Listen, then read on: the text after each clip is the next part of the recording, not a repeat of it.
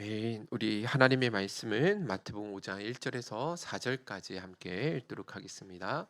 마태복음 5장 1절에서 4절 말씀입니다. 신약성경 5면에 있습니다. 마태복음 5장 1절에서 4절까지입니다.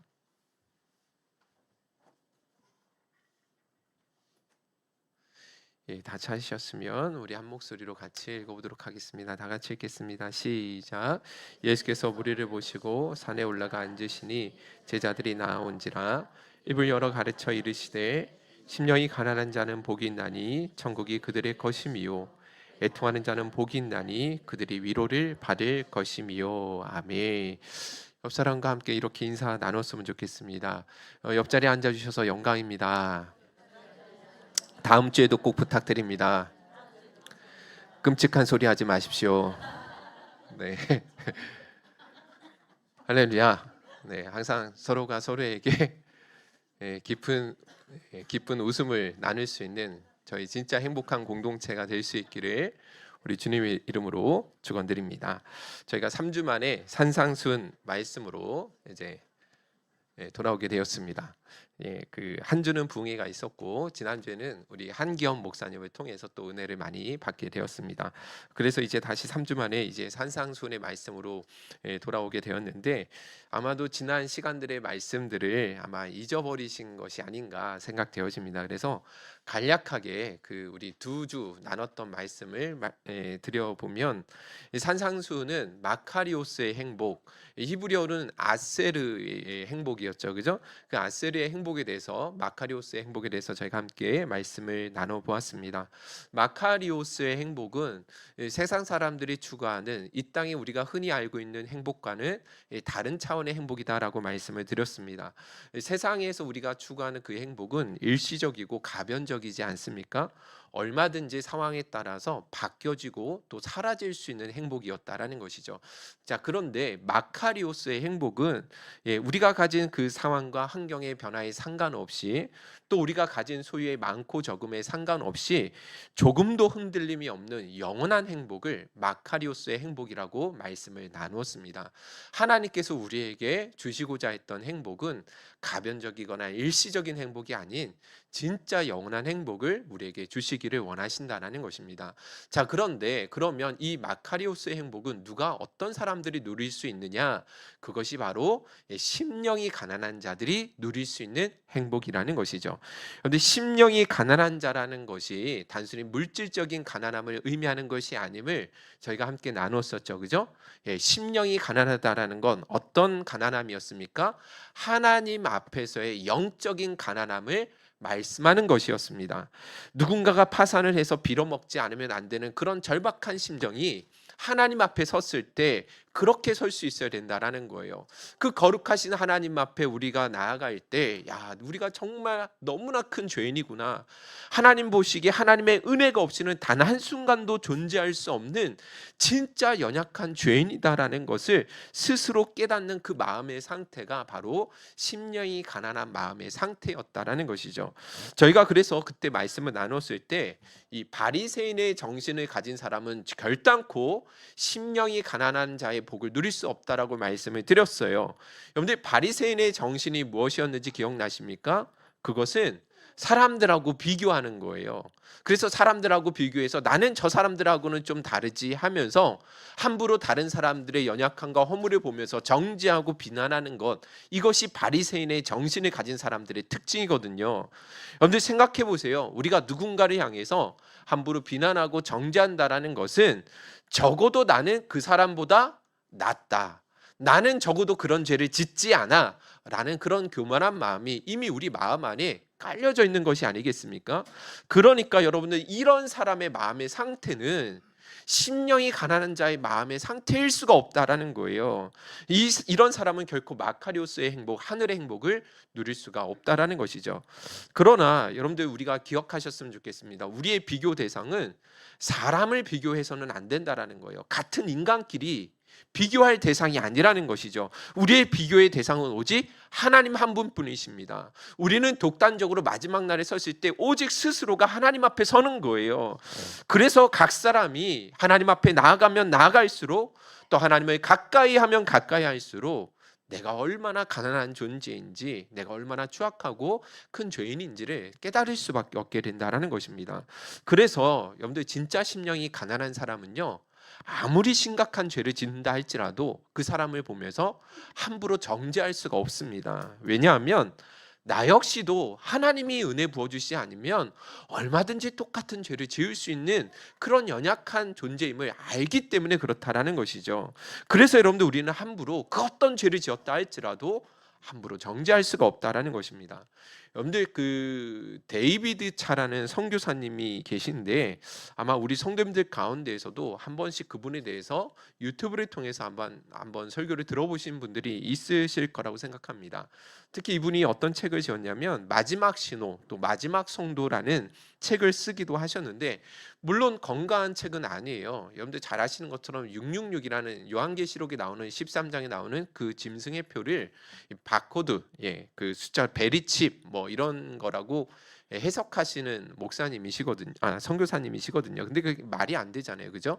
그리고 이 나중에 이 책들이 수십 페이지가 표절되었다라는 것이 밝혀졌어요. 그래서 그 데이비드 차 선교사님도 자신의 그 연약함에 대해서 솔직하게 사과를 하고, 또 그래서 더 이상 이 책은 절판되어진, 다시 더 이상 책을 찍지 않는 그런 시기가 되었다라는 것이죠.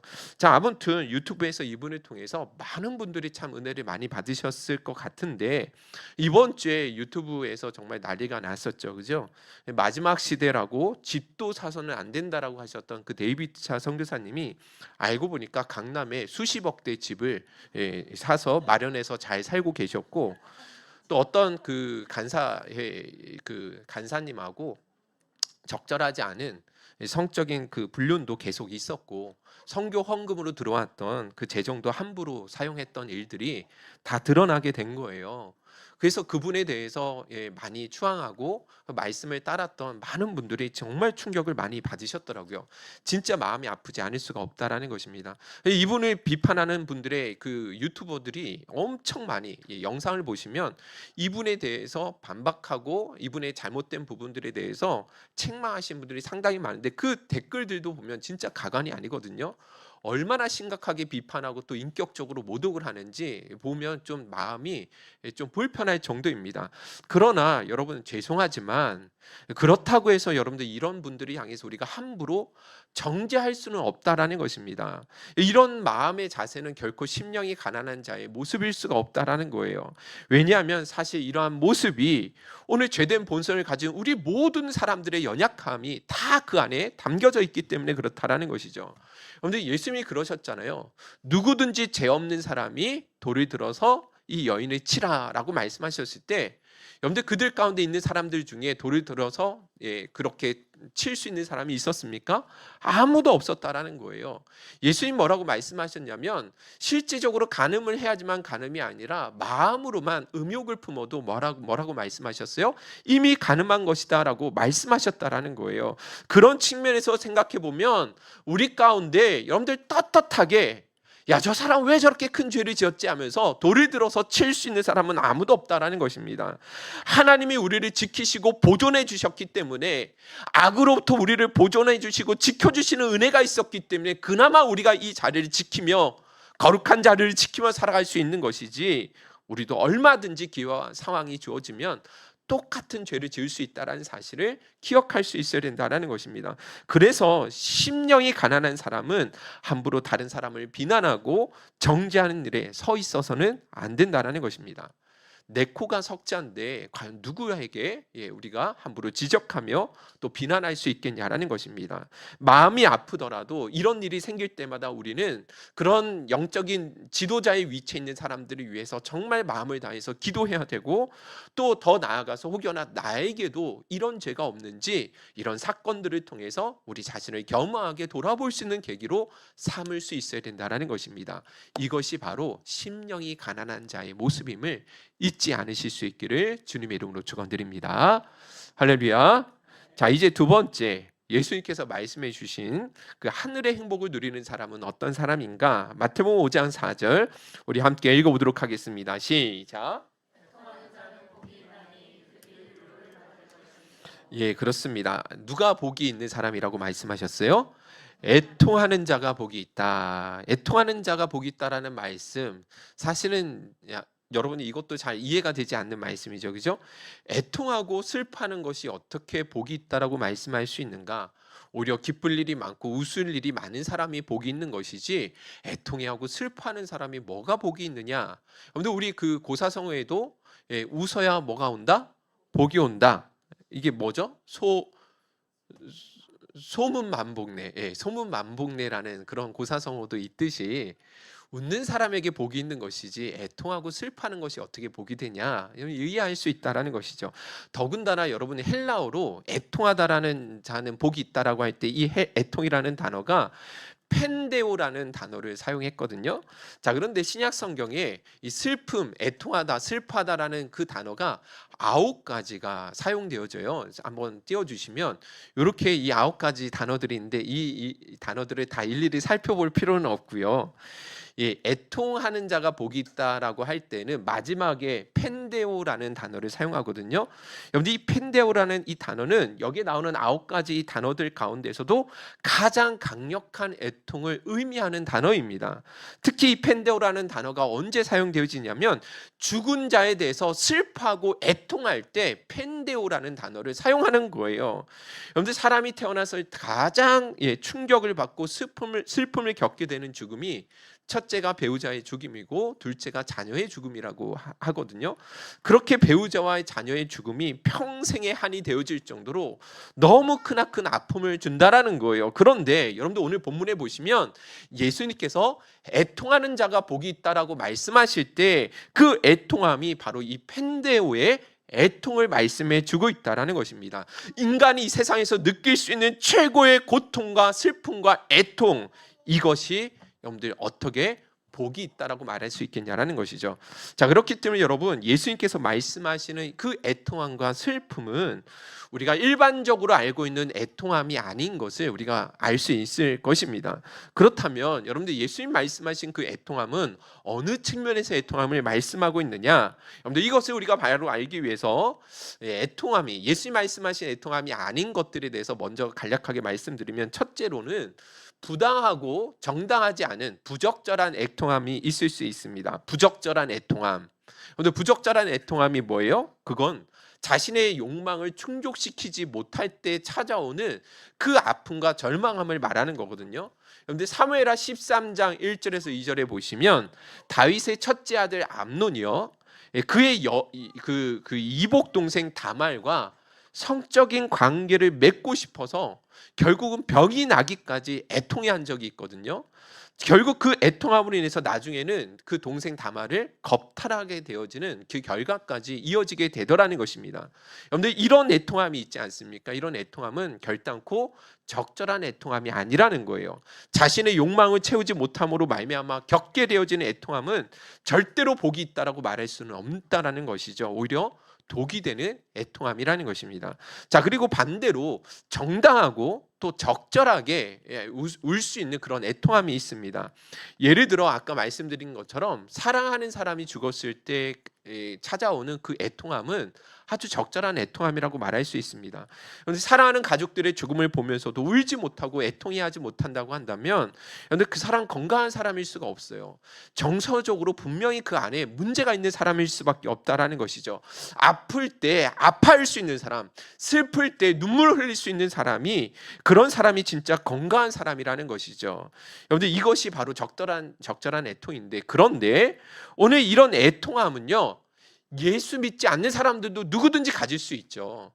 사랑하는 사람이 그 죽을 때 겪게 되어지는 그 슬픔과 눈물은요, 예수 믿지 않는 사람들도 가질 수 있다라는 거예요.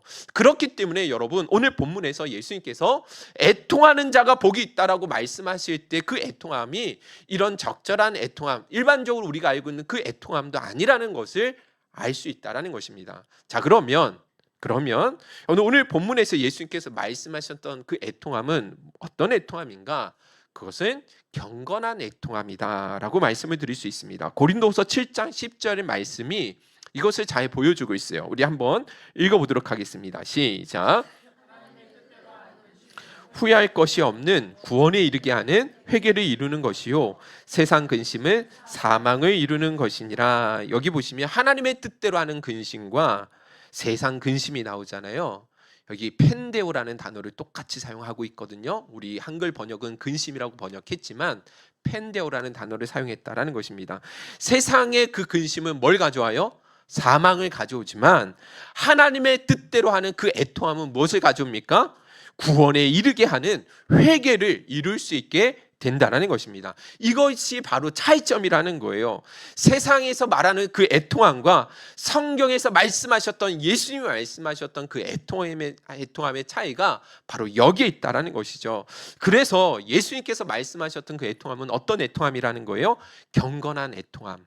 생명에 이르게 만들 수 있는 그 회개에 이르도록 만들어주는 애통함이 바로 그 애통함이라는 것입니다. 자, 그런 측면에서 여러분들 오늘 예수님 말씀하신 그 애통함은 바로 우리 자신들의 죄로 말미암는 그 슬픔과 애통함을 말한다라는 것을 알 수 있다는 것입니다.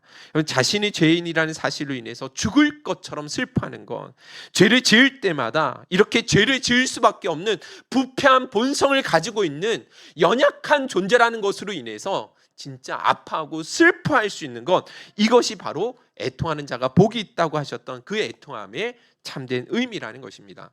여러분들 구약에 다윗이라는 왕이 있습니다. 하나님이 친히 택하시고 기름 부은 왕이고 하나님의 마음에 합한 자라고 칭찬받았던 왕이 여러분들이 잘 알고 있는 것처럼 다윗 왕이라는 것입니다. 자, 그런데 다윗 왕도 역시 심각한 죄를 짓게 되잖아요. 그죠? 자신의 부하 중 우리아라는 장수의 아내가 있는데 그 밧세바라는 여인과 더불어 동침을 하게 되죠. 사실 말이 동침이지 겁탈한 거예요. 자신이 음욕을 주체하지 못해서 이 왕으로서 가지고 있는 절대 권력을 가지고 그 여인을 불러다가 아무 힘없는 이 밧세바라는 여인을 뭐 한 거예요? 겁탈한 것과 동일하다라는 것이죠. 분명히 다윗은 밧세바가 남편이 있다라는 것을 알고 있었어요. 더군다나 그 남편이 자신의 부하 중에 한 사람이라는 것도 분명히 이야기를 통해서 전해 들었거든요. 그럼에도 불구하고 그녀를 데려다가 겁탈을 하고 나가 이를 은폐하기 위해서 결국 우리아를 교살해서 죽이게 되어지는 살인죄까지 나아가게 되더라는 것입니다. 고의적인 계획적인 범죄를 저지른 거예요. 율법에 의하면 계획적인 범죄를 저지른 사람은요 가차없이 뭐 하는 거예요? 돌로 쳐서 죽여도 된다라고 말씀하고 있는 심각한 죄를 다윗이 저지르게 되었다라는 것입니다. 자, 그런데 여러분 하나님께서 이 다윗을 뭐 하신 거예요? 사랑하셨어요. 그래서 나단 선지자를 보내셔서 다윗의 죄에 대해서 깨닫게 하시고 책망하실 때 이 다윗이 어떻게 반응을 하냐면 여러분들 그 시편 32편 3절에서 4절 우리 같이 한번 읽어보도록 하겠습니다. 시작. 내가 입을 열지 아니할 때 종일 신음함으로 내 뼈가 쇠하였다. 주의 손이 주야로 나를 누르시오니 내 진액이 빠져서 여름 가뭄에 마른같이 되었나이다. 그렇습니다. 다윗이요 나단이 그 자신의 죄에 대해서 책망할 때 어떻게 반응을 했어요? 진짜 애통하는 마음으로 반응하는 것을 보게 되어집니다. 종일 신음하면서 이 뼈가 쇠할 정도로 애통했다라고 말씀하고 있습니다. 온몸에 힘이 빠져서 정말 진액이 빠질 정도로 하나님 앞에 한탄하면서 슬퍼했다라고 말씀하고 있다라는 것이죠. 이것이 애통하는 자의 참된 모습이라는 거예요. 시편 51편 3절 5절 동일한 그 죄에 대해서 책망받았을 때 뭐라고 말씀하고 있어요? 3절 5절 같이 한번 읽어보겠습니다. 시작. 물은 나는 내 죄가를 아오니 내 죄가 항상 내 앞에 있나이다. 내가 죄악 중에 출생하였으며 어머니가 죄 중에서 나를 잉태했나이다. 여기 보세요. 자신의 죄에 대해서 자각하는 그 증세가 어느 정도로 깊었냐면 자신이 태어나서 습득해서 죄를 지은 것이 아니라 얼마나 죄가 그렇게 뿌리부터 깊어 있는지 어머니 모태로 있을 때부터 태어나기 이전부터 그 죄된 본성을 가지고 그렇게 철저하게 죄를 지을 수밖에 없는 연약한 존재임을 그렇게 고백하고 있다라는 것입니다. 그런데 이것이 바로 예수님께서 애통하는 자가 복이 있다라고 하실 때 그 애통한 자의 모습이 바로 이와 같은 모습이라는 것이죠. 오늘 그렇다고 한다면 오늘 우리들을 한번 돌아보시기 바랍니다. 오늘날 많은 그리스도인들 가운데에도 자신에 대해서 그렇게 자각하고 죄에 대해서 애통하는 사람이 많이 있습니까? 한번 우리가 돌아보자라는 것이죠. 근데 그런 것 같진 않다라는 거예요. 죄를 지어도 죄에 대해서 애통하는 마음이 사라진 시대입니다. 죄로 말미암아 내가 받게 되어지는 그 형벌에 대해서만큼은 애통할지는 몰라도 그 죄를 지을 수밖에 없는 죄된 본성을 가진 그 자신의 연약함을 바라보면서 하나님 앞에 슬퍼하고 한탄하는 사람은 오늘날 우리 시대에 그렇게 많이 찾아볼 수가 없다라는 거예요. 구약시대 가인은요, 자신의 동생 아벨을 죽이고도 뻔뻔하게 뭐라고 이야기합니까? 내가 내 동생을 지키는 자입니까? 라고 그렇게 하나님 앞에 반역을 해요. 더군다나 하나님 앞에 가인에게 심판을 하시죠. 땅에서 저주를 받아서 너는 반드시 땅에서 유리하는 자가 될 것이다 라고 이야기할 때 뭐라고 이야기합니까? 그런 이야기를 들으면 저는 정말 너무 큰 죄를 저질렀다라고 스스로 죄에 대해서 반성하는 모습이 있어야 되는데 단지 내 죄벌이 지기에 너무 힘들다라고 이야기하면서 죄 자신의 죄로 말미암는 그 형벌에 대해서는 마음 아파할 수 있을지 모르겠지만 그 심각한 죄를 짓는 자신에 대해서만큼은 회개하거나 돌이키는 마음이 없다라는 것입니다. 오늘날이 바로 그와 같다라는 것이죠. 죄에 대해서 사람들이 심각하게 반응하지 않는다라는 거예요. 그런데 더 심각한 건 뭐냐면 오늘날 교회들이요, 죄에 대해서 지적하는 그 조치를 잘 취하지 않는다라는 것입니다. 오늘 우리가 살아가는 시대가 개인의 기쁨과 행복을 절대화시키는 그런 시대를 우리가 살아가고 있습니다. 여러분들 이런 말들 들어보셨습니까? 여기 한번 띄워주시면 소확행, 무슨 뜻이죠? 소소하지만 확실한 행복. 워라벨은 뭐예요? 일과 삶의 균형, 잡혀야 된다. 뭐 때문에 그렇게 죽도록 일하느냐? 행복하게 살기 위해서 일하는 것 아니냐. 그래서 사람들이요, 막 옛날처럼 그렇게 힘들게 막 야근하면서 막 그렇게 일하려고 하지 않잖아요. 막 적금을 모아놓고 그렇게 하지 않아요. 자신의 행복을 위해서 그렇게 적절하게 살아간다라는 거죠. 욜로족은 무슨 뜻이죠? 영어로 you only live once인데 앞에 그 뭐예요? 한자씩만 딴 거예요. 그래서 욜로족이라고 하는데 인생 단 한 번 사는데 뭐 별거 있냐, 행복하게 살자라는 거죠. 딩크족이라는 말도 여러분들 들어보셨죠? 딩크, 더블 인컴 노 키즈인데 결혼해서 분명히 맞벌이 해서 수입은 2배로 들어올지 모르겠지만 뭐 하진 않는다? 아이는 갖지 않는다라는 거예요. 왜 아이를 갖지 않아요? 결혼을 하는데 맞벌이 하면서 별로 어려울 것 같지 않은데 근데 왜 아이는 낳지 않죠? 뭐하러 아이를 키워서 그렇게 애쓰고 힘써야 되느냐. 이 한 번뿐인 인생 이 땅에 살면서 좀 재미있게 잘 살자, 이런 가치관이 있는 것이죠.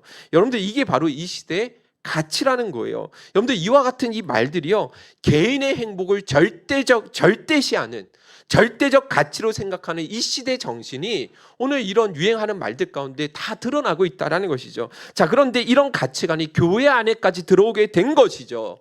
그래서 교회에 와서 죄의 문제에 대해서라든가 다른 사람을 위해서 내가 희생하고 죽어주고 내가 죽어 낮아져야 된다라는 그런 말을 별로 달가워하지 않는다라는 거예요. 한 주간 세상에서 그렇게 힘들다가 왔는데 힘들게 일하다가 온 사람들에게 왜 교회에서도 자꾸 죄에 대해서 지적하고 왜 희생하라고 하고 죽어야 된다라고 이야기하냐라는 거예요. 그래서 오늘날 교회들이요, 성도들에게 뭐 하려고만 해요? 즐거움만을 주려고 한다라는 것입니다. 예배도 즐거워야 되고 지루하지 않아야 되고 설교 시간도 지루하지 않고 딱딱하기보단 재미있어야 되고 찬양 시간에도 성도들을 힐링시켜 줄 수 있는 그런 음악이 필요하다라고 이야기한다라는 것이죠. 그러니까 오늘날 예배도 교회도 설교도 전부 다 이 즐거움의 포로가 되어 있다라는 거예요. 진짜 좋은 교회를 평가할 때 즐거움이라는 이 단어가 모든 이 교회를 평가할 때 절대적인 가치가 되고 있는 그런 시대를 살아가고 있다는 것입니다. 여러분들 실제로 여러분들 한번 들어보셨을 긍정의 힘이라는 책이 있어요. 잘 되는 나라는 책에 대해서도 여러분들 들어보셨죠? 조엘 오스틴이라는 이 분이 쓰시게 되었는데 이분은 죄에 대해서 절대로 이야기하지 않습니다. 그분이 자신의 설교에 대해서 뭐라고 이야기를 하셨냐면 설교 시간에 성도들의 죄에 대해서 지적하는 것은 교회에서 있어서는 안 된다라고 말씀하세요. 왜냐하면 교회 온 성도님들이 마음의 상처를 받을 수 있다라는 거예요. 그런 상처받을 수 있는 이야기를 해서는 안 된다라는 것입니다. 잘 되는 나, 형통한 나, 긍정의 힘을 여러분 믿는다고 한다면 이 땅에서 얼마든지 잘 먹고 행복하게 살 수 있는 그런 긍정적인 이야기, 따뜻한 이야기만 교회 안에서 이루어져야 된다라고 말씀하신다라는 것이죠. 그런데 이런 교회가 진짜 바른 교회라고 생각하십니까? 진지하게 한번 우리가 생각해 보자라는 거예요. 아니라는 거죠. 진짜 건강한 교회는 죄에 대해서 정확하고 예리하게 지적해 줄 수 있는 곳이어야 되는 줄로 믿습니다. 그런데 그 말씀을 들음을 통해서 우리 모두가 가슴을 치고 애통해하면서 하나님 앞에 거룩함을 회복하고 영적인 각성이 이루어질 수 있도록 만들어줄 수 있는 곳이 진짜 건강하고 살아있는 교회라는 것이죠. 이런 죄에 대한 지적이, 죄에 대한 애통함이 사라진 그 교회는 소망이 없는 거예요. 그런데 구약 시대에 여러분들 오래전에 제임스 패커라는 신학자가 기독교를 향해서 그래서 뭐라고 비판을 했냐면 즐거움에 대한 열심으로 인하여 타락한 기독교라는 그런 경고의 말을 한 적이 있습니다. 교회가 영적으로 무기력해지고 영적으로 타락하게 되어지면 죄에 대해서는 더 이상 이야기하지 않고 세속적인 즐거움으로 가득 차게 될 것이다. 이것을 경고했는데 오늘날 우리 시대가 그런 시대가 점차 되어가고 있다는 것입니다. 여러분들 구약의 이스라엘 백성들 아시죠? 왜 하나님이 이스라엘 백성들을 심판하신지 아십니까? 죄에 대한 지적이 사라지게 된 거예요.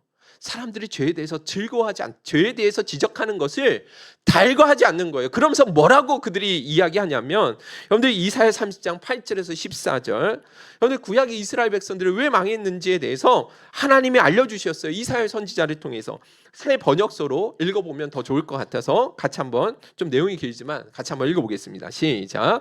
이제 너는 가서 유다 백성이 어떤 백성인지 백성 앞에 있는 서판에 새기고 책에 기록하여서 오고 오는 날에 영원한 증거가 되게 하여라.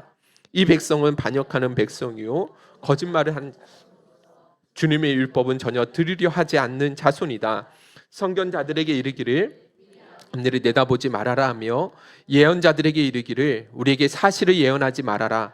우리를 격려하는 말이나 하여라. 가상현실을 예언하여라. 그 길에서 떠나거라. 그 길에서 벗어나거라. 이스라엘의 거룩하신 분 이야기는 우리 앞에서 제발 그쳐라 하고 말한다. 그러므로 이스라엘의 거룩하신 분께서 이렇게 말씀하신다. 너희가 이 말을 업신여기고 억압과 사악한 일을 옳은 일로 여겨서 그것에 의지하였으나 이 죄로 너희가 붕괴될 성벽처럼 될 것이다. 높은 성벽에 금이 가고 배가 불룩 튀어나왔으니 순식간에 갑자기 무너져 내릴 것이다. 토기장이 항아리가 깨져서 산산조각 나듯이 너희가 그렇게 무너져 내릴 것이다. 아궁이에서 불을 담아낼 조각 하나 남지 않듯이 웅덩이에서 물을 퍼낼 조각 하나 남지 않듯이 너희가 사라질 것이다. 할렐루야. 이스라엘 백성들이 왜 망한지 아십니까? 그것은요 하나님은 선지자를 통해서 계속해서 그들의 죄에 대해서 지적하셨고 회개하고 돌이키를 원하셨는데 이스라엘 백성들이 뭐라고 이야기한다라는 거예요? 그 하나님이 보내신 선지자들이 향해서 우리에게 그런 예언하지 말라는 거예요. 죄에 대해서 지적하지 말라는 거예요. 소망을 주는 말, 잘 되는 나, 긍정의 힘, 이런 따뜻한 이야기, 위로가 되는 말을 해야지 왜 자꾸 죄에 대해서 지적하냐라는 거예요. 듣기 싫다라는 것이죠. 결국 하나님께서 그런 백성들을 뭐 하시겠다라는 거예요? 토기장이가 그 항아리를 깨어버리듯이 그렇게 치실 것이다라고 말씀하셨고 결국은 그들에게 하나님 뭐 하신 거예요? 심판하셨다라는 것입니다. 그러니까 여러분 보세요. 죄에 대해서 지적하지 않는, 죄에 대해서 정말 우리 성도님들이 마음 아파하면서 진짜 쓰라린 마음으로 하나님 앞에 통곡할 수 있도록 정확하고 예리하게 지적하지 않는 그 교회가 진짜 소망이 있고 좋은 교회라고 이야기할 수가 없다라는 것입니다. 교회는 이 세상과는 달리, 이 시대적인 가치관과는 달리 정확하게 죄에 대해서 지적할 수 있는 그런 교회가 될 수 있어야 된다는 거예요. 특히 강단에 있는 하나님의 말씀을 전해야 되는 목사들은 이 부분에 있어서만큼은 진짜 사명감을 가지고 그 일을 감당할 수 있어야 된다는 것입니다. 할렐루야. 그런데 미국에 해먼드 침례교회가 있는데 제 카이스 목사님, 물론 돌아가셨습니다. 2001년도에 돌아가셨는데 이 목사님이요 하도 죄에 대해서 너무 심각하게 다루시니까 이 회중 속에 있는 어떤 한 청년이 일어나가지고 총으로 쏴서 이 강단을 향해서 총으로 쐈다라는 거예요. 그래서 그 이후로 이 교회 앞에 뭐가 세 있어요? 방탄 유리를 세워놨다라는, 여러분들이 거짓말이 아니라 미국에는 그 방탄 유리를 해놓은 교회들이 참 많이 있대요. 워낙 별의별 사람들이 많이 있어서 자기가 막 열이 받으면 정신이 돌아가지고 그 설교하시는 목회자를 향해서 총을 쏘는 사람들이 있다라고 이야기를 하더라고요. 자, 그런데 여러분들 웃기는 것 같지만 교회는 어떤 곳이 돼야 된다고요? 목사님을 향해서 뭐 할 수 있는 곳?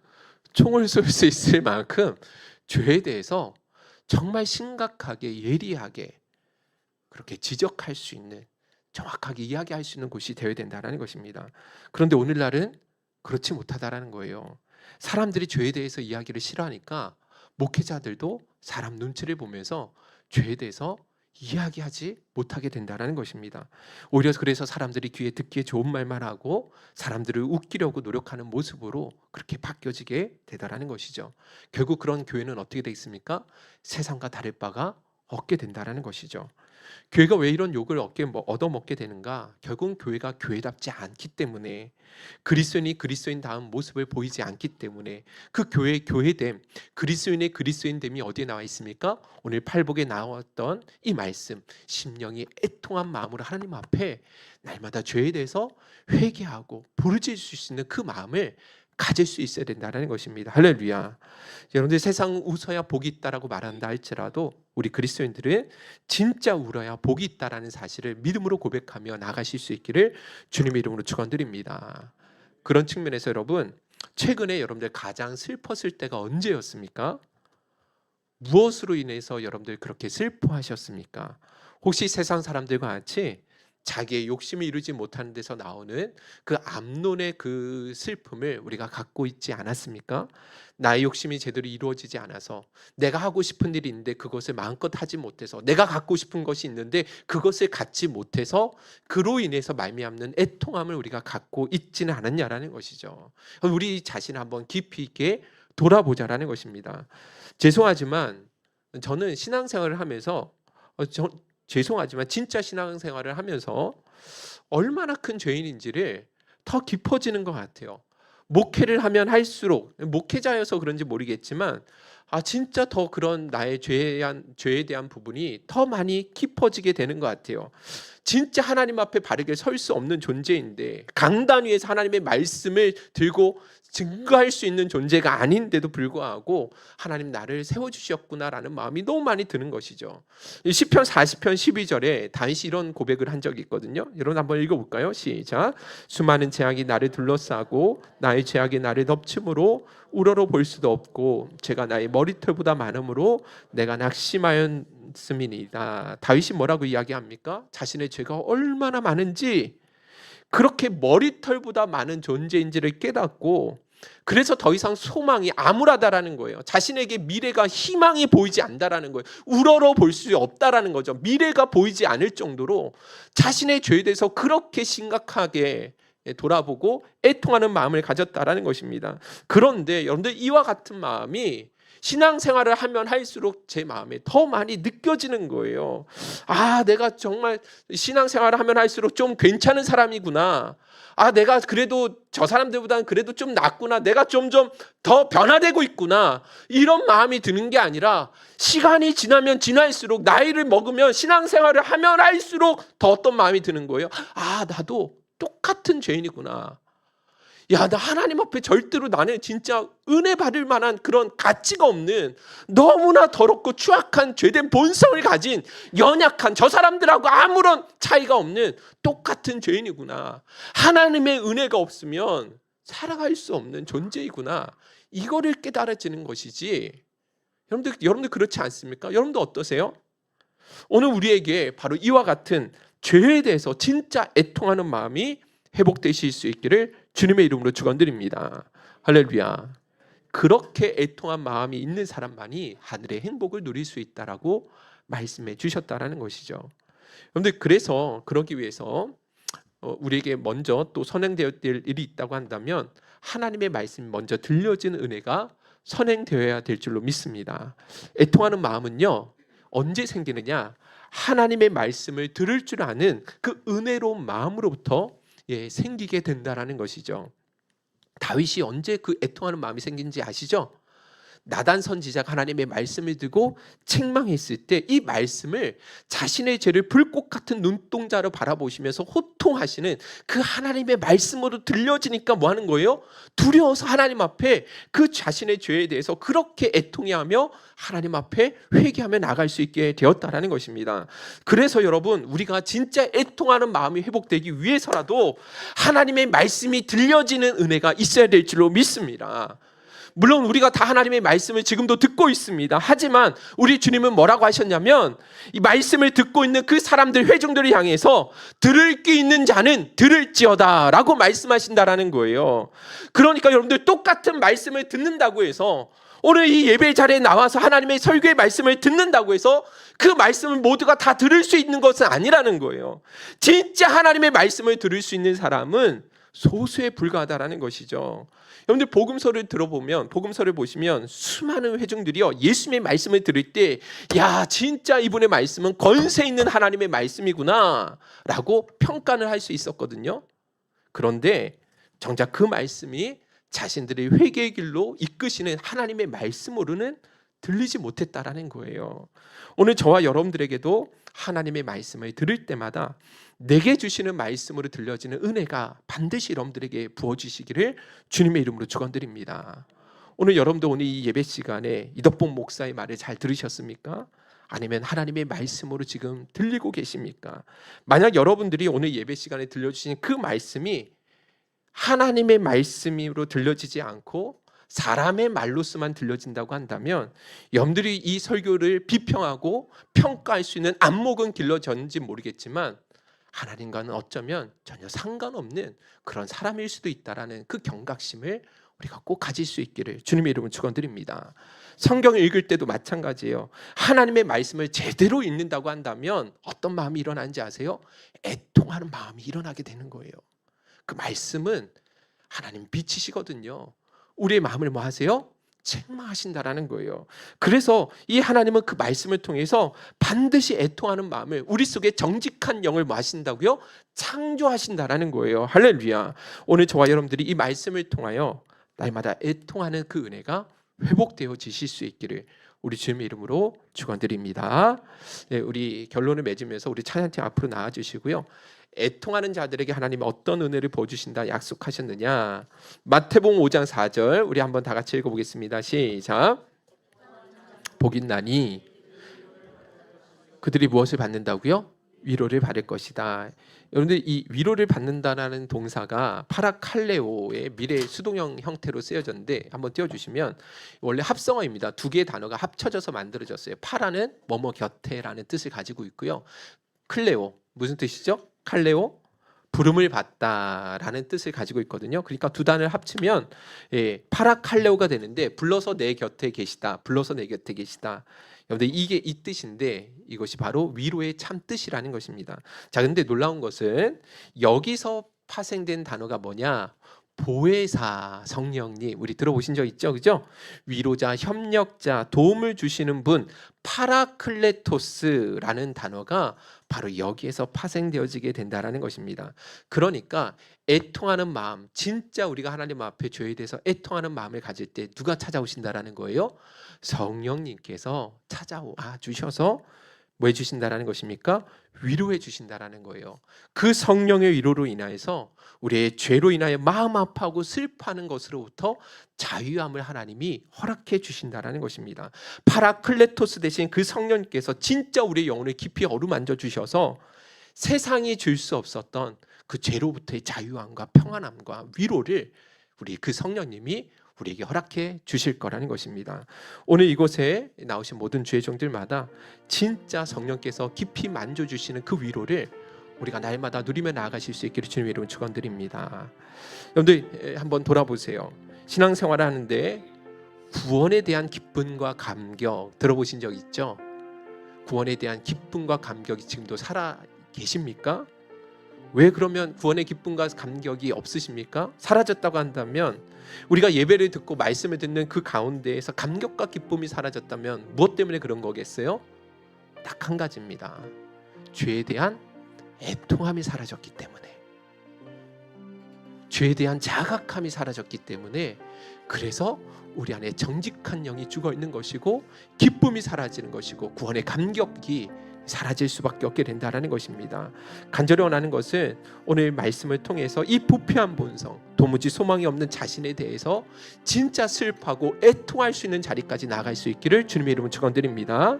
그래서 하나님께서 예비하신 그 영원한 마카리오스의 행복, 성령께서 주시는 진정한 참된 위로를 날마다 누리며 살아가실 수 있기를 우리 주님의 이름으로 축원드립니다. 주신 말씀 붙들고 찬양하고 결단하며 나가도록 하겠습니다. 정결한 마음 주시옵소서. 우리 가사를 생각하시면서 함께 찬양하도록 하겠습니다. 정결한 마음 주시옵소서.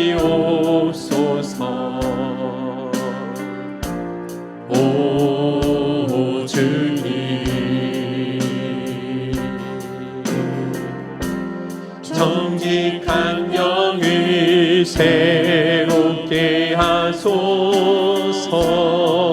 정결한 마음 주시옵소서. 정결한 마음 주시옵소서. 오 주님, 정직한 영을 새롭게 하소서.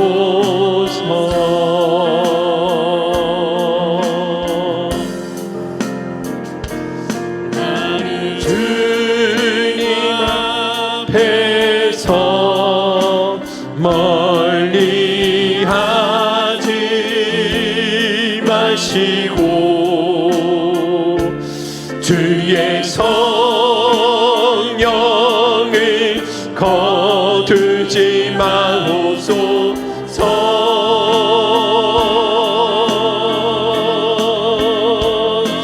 그 구원의 깊이 다시 회복시키시고 변치 않는 맘, 변치 않는 맘 내 안에 우리 처음부터 다시 한번 주의 은혜를 구하며 사모하며 찬양하며 나갑니다. 정직한 영, 정결한 마음 주시옵소서. 오 주님, 정직한 영을 새롭게 하소서. 정결한 마음 주시옵소서. 정결한 마음 주시옵소서. 오 주님,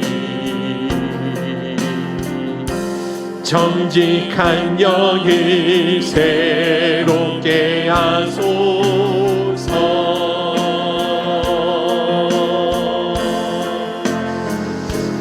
나를 주님 앞에서 멀리 하지 마시고 주의 성령을 거두지 마옵소서.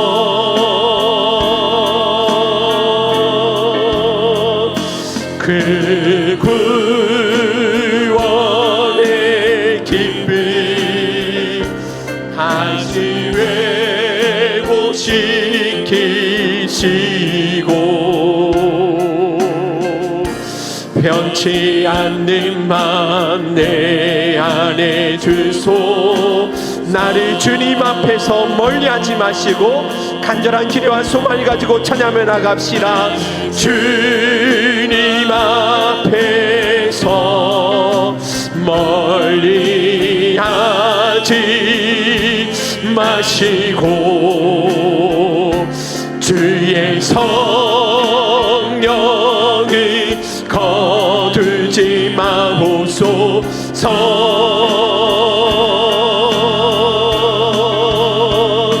그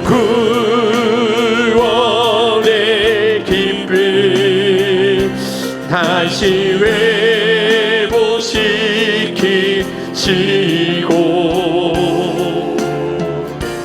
변치 않는 맘 내 안에 주소서. 우리 야고보서 4장 8절 10절 말씀을 우리 한번 읽고 기도했으면 좋겠어요. 8절부터 10절 한번 읽어볼까요? 시작. 하나님을 가까이 하라. 그리하면 너희를 가까이 하시리라. 죄인들아 손을 깨끗이 하라. 두 마음을 품은 자들아 마음을 성결하게 하라. 슬퍼하며 애통하며 울지어다. 너희 웃음을 애통으로 너희 즐거움을 근심으로 바꿀지어다. 주 앞에서 낮추라. 그리하면 주께서 너희를 높이시리라. 할렐루야. 세상 사람들은 웃어야 된다고, 웃어야지만 복이 온다라고 말씀하시는데 세상 사람들은 그렇지만 오늘 성경 말씀을 보니까 우리에게는 울어야지만, 애통해야지만 복이 있다라고 말씀하신다라는 것입니다. 우리가 그 지은 죄에 대해서 죄를 지을 수밖에 없는 부패한 본성과 연약함을 가진 이 정말 연약함에 대해서 애통해하고 회개할 수 있는 사람만이 진짜 하나님 부어주시는 그 위로와 하늘의 기쁨을 누릴 수 있다라고 오늘 우리에게 말씀해 주고 있다라는 것이죠. 오늘 이 시간 우리가 하나님 앞에 그래서 결단하고 기도했으면 좋겠습니다. 하나님, 우리 안에 이 애통함의 은혜가 회복될 수 있도록 은혜 베풀어 주시옵소서.